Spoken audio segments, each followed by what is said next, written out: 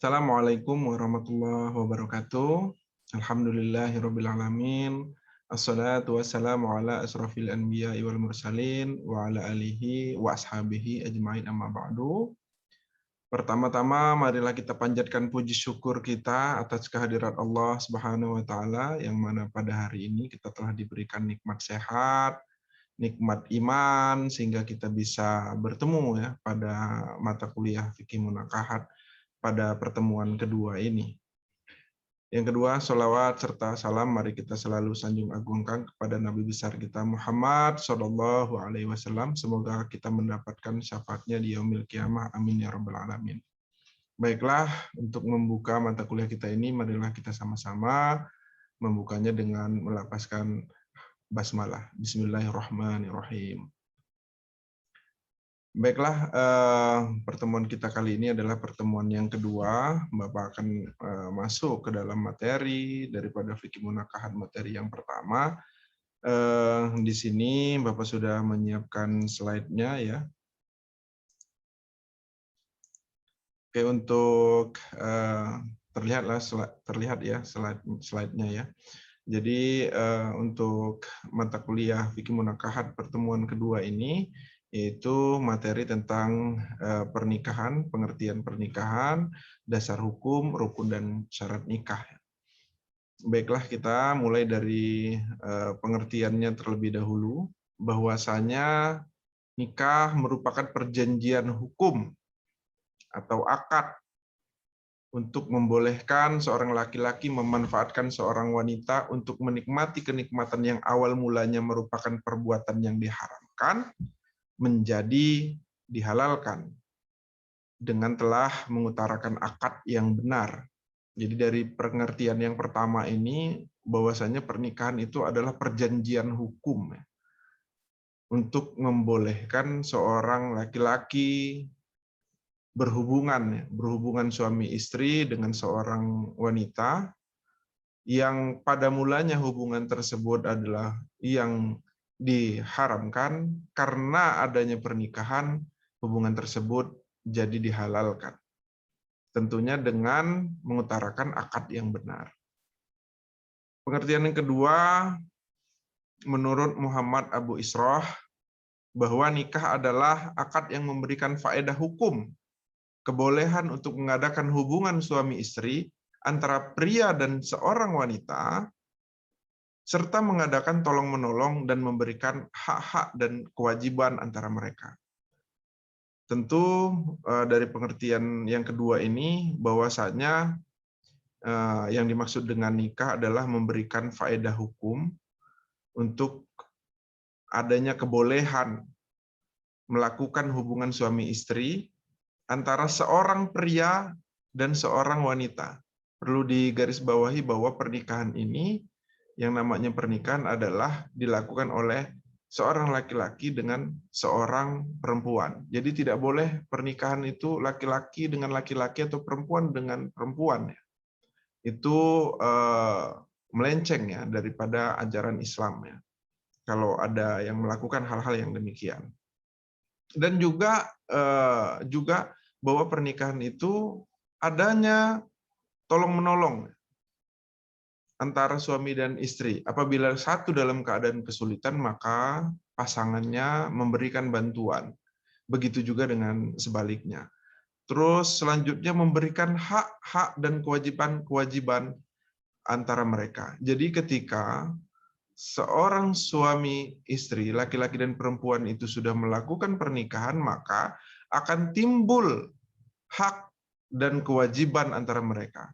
Hak-hak daripada seorang istri, kewajiban seorang istri, hak-hak dari seorang laki-laki, seorang suami, dan juga kewajiban seorang suami melekat di dalamnya. Terus di sini pengertian menurut kompilasi hukum Islam, bahwa perkawinan menurut Islam adalah pernikahan, yaitu akad yang sangat kuat atau mitsaqon ghalidhon, untuk menaati perintah Allah dan melaksanakannya adalah ibadah. Jadi bahwasanya dalam kompilasi hukum Islam ini, bahwa pernikahan itu adalah akad yang sangat kuat, sangat-sangat kuat, untuk menaati perintah Allah, bahwasanya pernikahan adalah salah satu perintah dari Allah Subhanahu wa taala, dan ketika kita melaksanakannya itu adalah bernilai ibadah. Selanjutnya menurut Undang-Undang Nomor 1 Tahun 1974 di pasal 1 bahwasanya dijelaskan perkawinan merupakan ikatan lahir dan batin antara seorang wanita dan seorang pria sebagai suami istri dengan tujuan membentuk keluarga atau rumah tangga yang bahagia dan kekal berdasarkan ketuhanan yang Maha Esa. Di sini di Undang-Undang Nomor 1 Tahun 1974 bahwa dipertegas bahwa pernikahan itu adalah ikatan lahir dan batin. Jadi bukan hanya lahiriah saja yang diikat, tapi juga batiniah yang diikat. Ini sesuai dengan apa yang disampaikan dalam pengertian menurut kompilasi hukum Islam, yakni adalah akad yang sangat kuat ya, atau ikatan yang sangat kuat gitu kan, yaitu ikatan lahir dan batin antara seorang wanita dan seorang pria. Lagi-lagi dijelaskan bahwa antara seorang wanita dan seorang pria. Tidak boleh di luar daripada itu. Sebagai suami istri dengan tujuan membentuk keluarga atau rumah tangga yang bahagia. Jadi ketika kita mempunyai keinginan untuk menikah, atau ketika kita memang sudah menikah, maka kita harus punya tujuan, yaitu tujuan untuk membentuk keluarga atau rumah tangga yang bahagia. Jadi kalau kita membentuk keluarga itu, tujuan utamanya landasannya adalah menuju keluarga yang bahagia. Apabila keluarga itu tidak bahagia, maka satu sama lain harus saling membantu untuk supaya mewujudkan kebahagiaan tersebut. Dan membentuk keluarga yang kekal. Artinya diharapkan ketika menikah itu adalah hubungan suami istri atau hubungan yang kekal. Tidak diharapkan ada perpisahan, walaupun pada fakta di lapangan kalau memang terjadi hal-hal yang memang tidak bisa dipungkiri lagi, maka ada jalurnya yang namanya perceraian. Tentu hal ini didasarkan oleh ketuhanan yang Maha Esa, Allah Subhanahu wa taala, karena tadi bahwa kita melaksanakan pernikahan artinya kita melaksanakan ibadah dan bernilai ibadah pula. Adapun dasar hukumnya di dalam Al-Qur'an, firman Allah Subhanahu wa taala, Quran surat Az-Zariyat 49, dan segala sesuatu kami ciptakan berpasang-pasangan supaya kamu mengingat kebesaran Allah Subhanahu wa taala. Terus yang kedua, di dalam hadis Rasulullah Shallallahu alaihi wasallam dari Abu Mas'ud berkata, Rasulullah bersabda, "Hai para pemuda, siapa di antara kamu yang mampu menanggung beban nikah, maka kawinlah. Karena sesungguhnya kawin itu lebih dapat menundukkan pandangan dan lebih dapat menjaga kemaluan. Dan siapa yang tidak mampu, maka hendaknya lah ia berpuasa. Karena sesungguhnya berpuasa itu baginya menjadi pengekang syahwat." Hadis riwayat Jamaah. Artinya dasar hukum pernikahan ini sangat-sangat kuat karena ada dasar hukumnya dalam Al-Qur'an dan juga ada di dalam hadis Rasulullah Sallallahu alaihi wasallam. Baiklah, kita lanjut ke rukun dan syarat nikah. Adapun rukun nikah itu ada 5. Yang pertama, ada mempelai laki-laki. Jadi tidak boleh tidak ada mempelai laki-laki, harus ada wajib, dan juga ada mempelai perempuan. Yang namanya pernikahan itu ada mempelai laki-lakinya dan ada mempelai perempuannya. Kalau tidak ada salah satunya namanya jomblo ya. Terus yang ketiga ada wali. Wali daripada mempelai perempuan. Terus yang keempat 2 orang saksi laki-laki. Yang kelima ijab dan qabul. Untuk syarat nikah, syarat mempelai laki-laki yang pertama tidak ada hubungan mahram dari calon istri. Jadi antara laki-laki dengan calon istrinya tidak boleh ada hubungan mahram, tidak boleh ada hubungan darah atau tidak ada hubungan persaudaraan yang diharamkan baginya untuk menikahi ya. Nah, jadi yang kedua kemauan sendiri merdeka. Jadi tidak boleh ada paksaan. Tidak boleh dipaksa-paksa nikah itu. Jadi nikah itu harus ada kemauan dari kedua mempelai. Memang atas dasar suka ya. atas dasar suka sama suka, saling saling kenal, saling tahu begitu ya. Jadi tidak ada paksaan antara kedua belah pihak. Terus yang ketiga, jelas identitasnya. Jadi mempelai laki-laki ini harus jelas identitasnya. Dia namanya siapa, tempat tinggalnya di mana, anak siapa, pekerjaannya apa. Jadi begitu. Jangan sampai nggak tahu siapa yang kita nikahi. Tahu-tahu nikah saja, maka harus ada kewajiban bagi mempelai laki-laki untuk bisa menyebutkan identitasnya. Terus yang keempat, tidak sedang menjalankan ihram ya. Tidak sedang menjalankan ibadah ihram. Karena memang untuk ihram ini tidak boleh menikah. Terus selanjutnya syarat mempelai perempuan. Tidak ada halangan syar'i, tidak berstatus istri yang masih sah. Jadi tidak boleh perempuan itu ketika masih punya suami menikah lagi, atau poliandri itu tidak boleh dalam Islam ya. Harus status dia kalau tidak gadis ya janda gitu, yang sudah melewati masa idah tentunya. Terus yang ketiga, tidak ada hubungan mahram tadi, sama seperti syarat mempelai laki-laki, tidak ada hubungan darah, persaudaraan yang mengharamkan bagi mereka untuk saling menikah.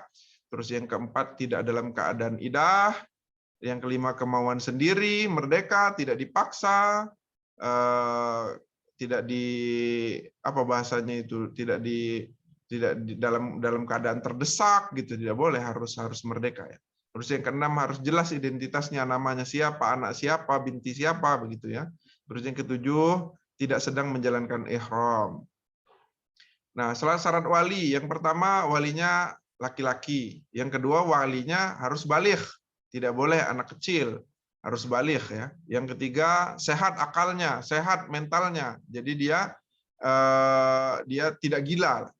Terus yang keempat, tidak dipaksa. Terus yang kelima, adil. Yang keenam, tidak sedang ibadah ihram.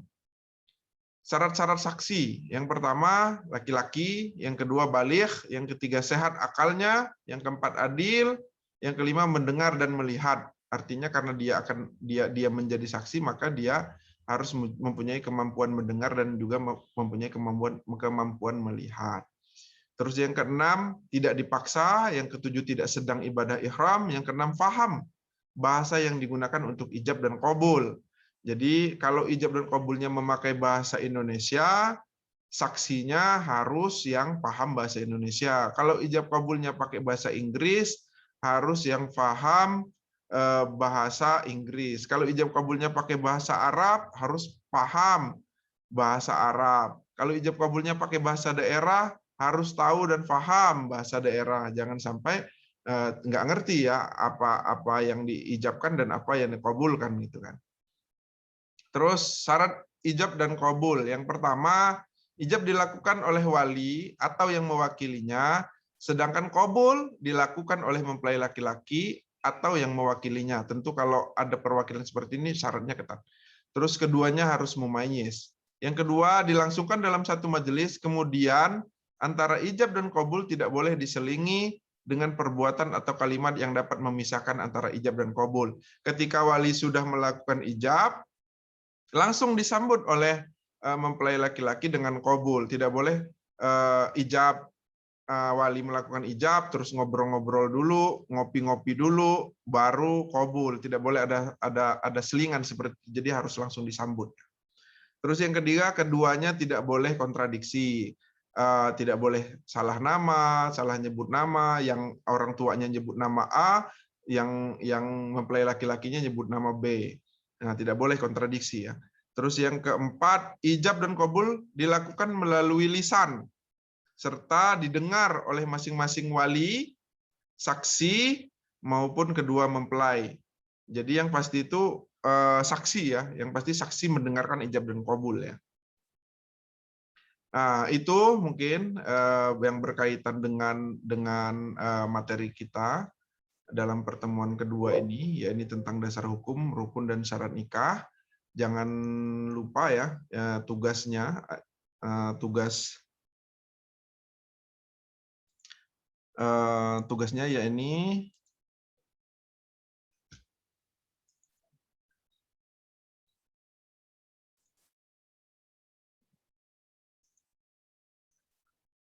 Oke, ya ini tugasnya yaitu masing-masing tugas individu ya, membuat resume dengan tulis tangan di kertas folio bergaris dalam satu halaman. Cukup satu halaman saja. Terus difoto ya, difoto, dijadikan dalam bentuk PDF ya. Fotonya tadi yang bentuknya JPEG, nah dirubah ya menjadi bentuk PDF. Nah, lalu tugasnya tersebut sudah bentuk PDF itu, unggah resume tersebut di kolom penyerahan tugas di e-learning. Nah, di bawah apa URL YouTube ini di e-learning itu sudah Bapak siapkan kolom penyerahan tugas ya. Nah, yang dikumpulkan adalah ini adalah resume dalam bentuk PDF yang sudah kalian buat tadi, tentunya dengan tulis tangan ya, tugas dikumpul tepat waktu. Nah, mungkin ini saja yang bisa Bapak sampaikan. Tibalah kita di penghujung pertemuan kita kali ini. Semoga bermanfaat. Nanti kalau memang ada yang harus kita diskusikan, semoga kita bisa diskusikan, bisa melalui media-media yang lain ya. Atau nanti kita akan bertemu pada tatap muka langsung, kita akan berdiskusi lebih jelasnya lagi. Mungkin itu saja, marilah kita akhiri dengan sama-sama mengucap lafaz hamdalah. Alhamdulillahirabbil alamin. Wassalamualaikum warahmatullahi wabarakatuh. Jangan lupa tugas dikumpul tepat waktu. Terima kasih.